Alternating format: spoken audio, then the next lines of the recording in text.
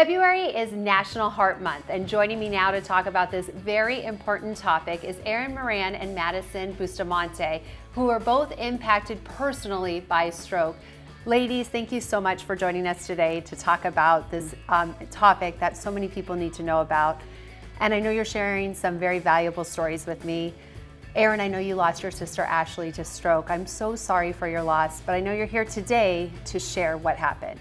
Yeah, absolutely, and thank you for having me today. You know, my sister's story is unfortunately one that I have to tell all too often. She was 34 years old, mother of two, just a 3-year-old and actually an 18-year-old.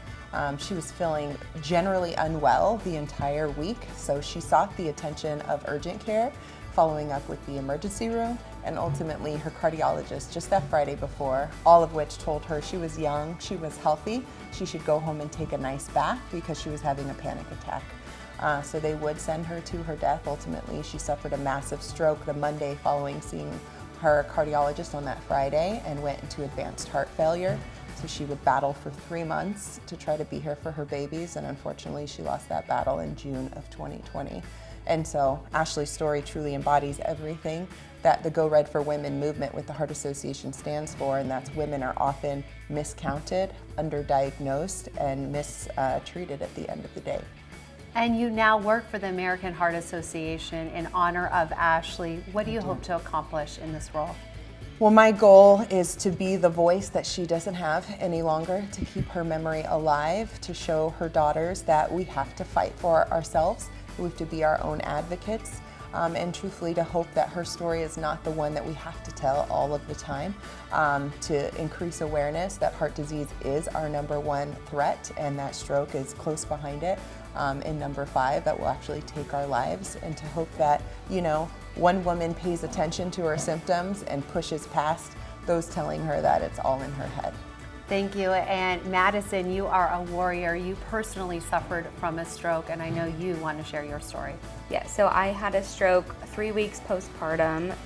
Initially, just everyone saying, oh, you're just tired, you're a new mom, you're sleep deprived.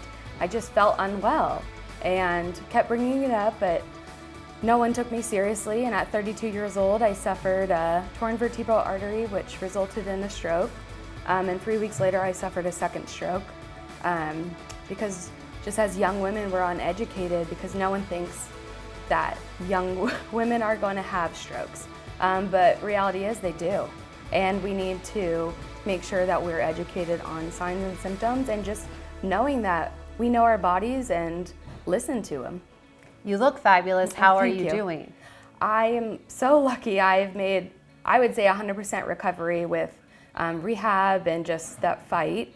Sadly, I'm not the typical outcome of a stroke, and so I'm so lucky to be here. And my mission now is just to make sure no mom goes through what I had to go through. Yeah, and what are some of the signs and symptoms women, especially young women, should be on the lookout for because they think, oh, that's probably not what's happening, or maybe a doctor's telling them that? Right. You know, the most important thing is that we listen to our own bodies. No one has resided in your body longer than you, and so you truly know when something doesn't feel right. For women, when it comes to heart attack and stroke, most often the overall feeling is general unwellness. When it comes to heart attack, it might be that they're feeling nauseous, that they have a, dizziness, that they are just truly feeling exhausted. And that can be for both stroke and for heart attack. And so I would really encourage people to educate themselves about the difference in those signs and symptoms, because that's often why it goes undiagnosed, because we don't report with the same symptoms as men do, with that crushing feeling in our chest, and that arm tingliness, all the same that men do. So it's important to educate yourself, find those differences, and you can always visit heart.org. Which is the Heart Association page, which is meant to be a resource for all of us to empower you with that knowledge. Any other thoughts or advice you want to add? Yeah, I would absolutely listen to your body.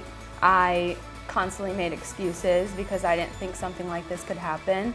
And I wasn't educated on what to be looking for, if anything. So absolutely what Erin said is just know your body, and you're the best advocate.